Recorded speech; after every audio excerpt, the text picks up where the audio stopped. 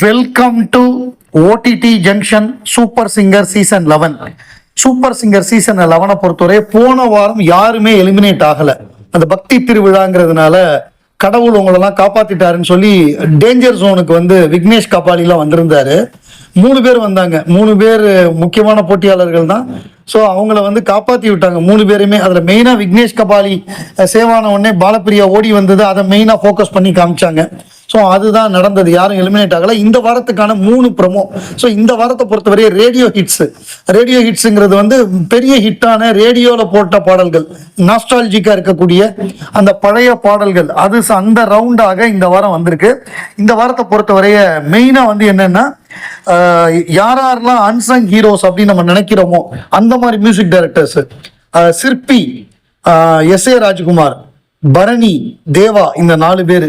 ஏன்னா இவங்க வந்து எப்போதுமே நம்ம எம்.எஸ். விஸ்வநாதன் சொல்லுவோம், அப்புறம் டைரக்டா இளையராஜா, அப்புறம் ஏ.ஆர். ரஹ்மான், அனிருத்துக்கு போயிடுவோம். நடுவில் வேற யாரையுமே நம்ம மதிக்கிறது கிடையாது. நம்பர் 1 இருக்கிறவங்க சமகால போட்டியாளர்கள். இப்ப நடிகர்கள் எடுத்துக்கிட்டா எம்ஜிஆர், சிவாஜி, கமல், ரஜினி, அஜித், விஜய்னு போயிடுவோம். நடுவில் உள்ள ஆள்களை யாரையுமே பார்க்க மாட்டோம். ஸோ இதுதான் நம்ம கிட்ட இருக்கிற ஒரு தப்பு. எல்லாரையும் ரசிக்க கத்துக்கணும்.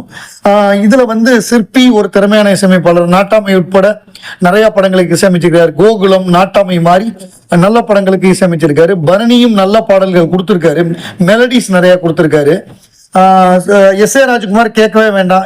புது வசந்தத்தில் ஆரம்பிச்சு துல்லாத மனம் துள்ளும், அந்த மாதிரி ஏராளமான நல்ல பாடல்கள் கொடுத்தவர். தேவாவும் கானா பாட்டு மட்டுமே தேவா கிடையாது, நல்ல மெலடியும் கொடுத்துருக்காரு. ஸோ இவங்களெல்லாம் இந்த ரவுண்ட்ல வந்து கொண்டாடுறாங்கிறது ரொம்ப சந்தோஷம் இந்த ரேடியோ ஹிட்ஸ்ல. இதுல வந்து முதல் அப்படிங்கிறது வந்து டிஷாந்தனா அவங்க பாடக்கூடிய ஒரு பாட்டாக தான் முதல் பாட்டு அமையுது. திசாதனா பாடின பாட்டு சிற்பியுடைய பாடல். கோகுலம் திரைப்படம், விக்ரமன் டைரக்ட் பண்ண கோகுலம், அந்த படத்துல பானுப்பிரியா பாடுற மாதிரி வரும். இந்த பாட்டு வந்து சுஷீலாமா பாடியிருப்பாங்க.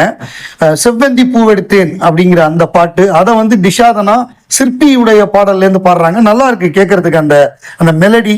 அதுக்கப்புறம் வந்து நம்முடைய இவர் பாடுறாரு, நிக்கில்.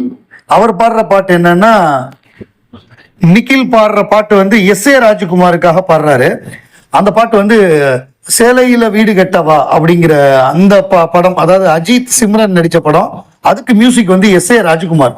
ஸோ அது வந்து ஒரு நம்ம உன்னிகிருஷ்ணன் பாடின பாட்டு. உன்னிகிருஷ்ணனே ஜட்ஜா இருக்கும் பொழுது எஸ்.ஏ. ராஜ்குமாருக்காக அவர் பாடின பாட்டை பாடுறது வந்து அவருக்கு வந்து பழைய நினைவுகளை காமிச்சிருக்கும். அதுல குறிப்பா வந்து அவர் சிரிக்கிறாரு. இந்த சென்னையில ஜாக்கெட் கேட்டவான்னு ரொம்ப மெலடியா சின்சியரா பழைய சிங்கர் தன்யஸ்ரீ பாடும் பொழுது எஸ்.ஏ. ராஜ்குமார் பயங்கரமா விழுந்து சிரிக்கிறார் அந்த வரிகளுக்காக. அதுக்கப்புறம் ராசா ராசா உன்னை நெஞ்சுக்குள்ள வச்சிருக்கேன்னு ஒரு பாட்டு.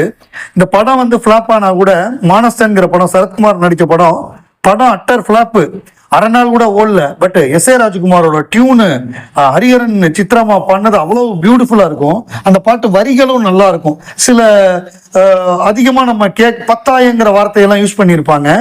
பிரமாதமா பாடியிருப்பாங்க 2 பேருமே. அதுல ஒரு இன்னசென்ஸ், நம்ம ஆன் பென் பாடினாங்க பயங்கரமா இன்னசென்ட்டா.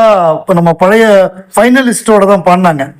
விக்னேஷ் அவர் பேரு, அவர் கோயம்புத்தூர் விக்னேஷ், அவரோட தான் சேர்ந்து பண்ணாங்க. ஆன் பென் ரொம்ப பிரமாதம்.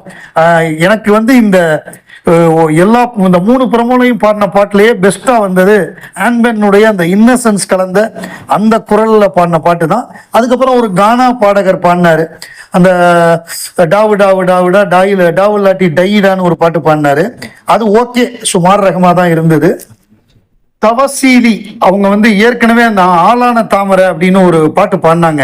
ஸோ அது பயங்கரமா வாய்ஸ் மூலமாக எக்ஸ்பிரஸ் பண்ணாங்க. இப்போ வந்து தூது வேலையரைச்சு அப்படின்னு ஒரு பாட்டு, அந்த படம் தாய் மனசுங்கிற படம். அதை டைரக்ட் பண்ணது கஸ்தூரி ராஜா. அவரே எல்லா பாட்டையும் எழுதியிருந்தாரு தேவா மியூசிக்ல. இந்த பாட்டு பயங்கரமான ஹிட், தூது வேலையரைச்சு. இது வந்து டவுன் பஸ் ஹிட் பாடல்கள்ல இந்த பாட்டு போடுவாங்க அடிக்கடி. இவங்க ரேடியோ ஹிட்ஸ்லயும் அதை போட்டாங்க. 2க்கும் சமமா எடுத்துக்கிட்டாங்கன்னு நினைக்கிறேன்.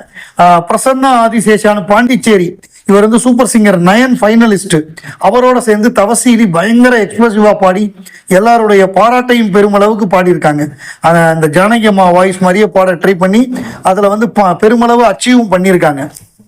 ஆப்ரஹாம் நித்ய பாண்டியன், அவர் தான் 3rd ப்ரமோ. அவரோட சேர்ந்து பாடுறது ஸ்ரீநிதி ஸ்ரீபிரகாஷ். 2 ஸ்ரீநிதி வந்தாங்க, ஸ்ரீநிதி ராமகிருஷ்ணன், இன்னொன்று ஸ்ரீநிதி ஸ்ரீபிரகாஷ். இவங்க ஏற்கனவே ஜி தமிழ்லையும் இந்த மாதிரி ஒரு சிங்கிங் காம்படிஷன்ல பாடின ஒரு சிங்கரு. நிறைய மேடை அனுபவம் உள்ள சிங்கர். இவங்க வந்து சேர்ந்து பாடின பாட்டு வந்து கன்னத்துல வை அப்படிங்கிற பாட்டு. இது வந்து கேப்டன் அப்படிங்கிற படம், சரத்குமார் நடிச்ச சூப்பர் பிலிம்ஸ் படம். கேப்டன் கோடி ராமகிருஷ்ணா டைரக்ட் பண்ண படம், சரத்குமார் சுகன்யா நடிச்ச படம். இந்த படத்துல வந்து சிற்பி தான் மியூசிக் டைரக்டர். இந்த பாட்டு பெரிய ஹிட் ஆச்சு. எஸ்பிபி பாடி பயங்கர ஹிட் கன்னத்துல வை. அந்த பாடலை கன்னத்துல வை எஸ்பிபி சித்ரா பாடின பாட்டு. இவங்க 2 பேரும் சேர்ந்து பாடுறாங்க. ஓகே, இது வந்து ஆஹா ஓஹோன்னு இல்லைன்னாலும் ரொம்ப மோசமா இல்லைங்கிற மாதிரி இருக்கு பர்ஃபார்மன்ஸ். இதுல ஃபர்ஸ்ட் ப்ரோமோல கடைசியா சரண் ராஜாவை காமிச்சாங்க. அவர் ஒரு பாட்டு பாடினாரு. அது வந்து என்ன படம் அப்படின்னு பார்த்தோம்னா தெற்கு தெரு மச்சான். அந்த தெற்கு தெரு மச்சான்ல ஒரு பாட்டு, தேவாவோட பாட்டு வந்து பயங்கர ஹிட். அது வந்து தென்னமரத்தோப்புக்குள்ள குயிலே குயிலேங்கிற பாட்டு, ஒரு நல்ல மெலடி சாங்கு. சத்யராஜ் பானுபிரியா நடிச்சிருப்பாங்க. தேவா மியூசிக். எஸ்பிபி ரொம்ப பிரமாதமா பாடியிருப்பாரு. எஸ்பிபி இவங்க பாடியிருப்பாங்கன்னு நினைக்கிறேன், ஸ்வர்ணலதா. நல்லா இருக்கும் அந்த பாட்டு, கேட்கறதுக்கே அவ்வளவு இனிமையா இருக்கும், நல்லா மெலோடியஸ். அவர் எப்போதுமே நம்ம அவருக்கு ரெகுலரா உள்ள கவிஞர், அந்த கவிஞர் எழுதினதுதான். தேவா அப்படின்னாலே கவிஞர் காளிதாசன் ஒரு கவிஞர் இருப்பார், அவர் தான் ரெகுலரா அவருக்கு எழுதுவார். அதுக்கு அப்படி பெரிய படங்களா இருந்தா அவர் கவிஞர் வாலி, வைரமுத்து மாதிரியான பெரிய ஆட்கள்கிட்ட போவாரு. ஸோ அப்படி வந்த பாட்டு தான் அந்த பாட்டு. அது அவ்வளவு மெலோடியஸா இருக்கும், அதுவும் ரேடியோல கேட்குறப்ப சூப்பரா இருக்கும்.